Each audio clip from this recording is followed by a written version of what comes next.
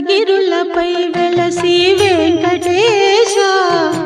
ఆప్తుడవైనావు భువికి శ్రీనివాస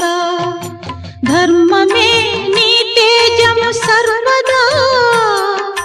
దాసజనుల బ్రోచు దైవమీవే కదా సప్తగిరులపై వెలసి వెంకటేశ ఆప్తుడవైనావు భువికి శ్రీనివాస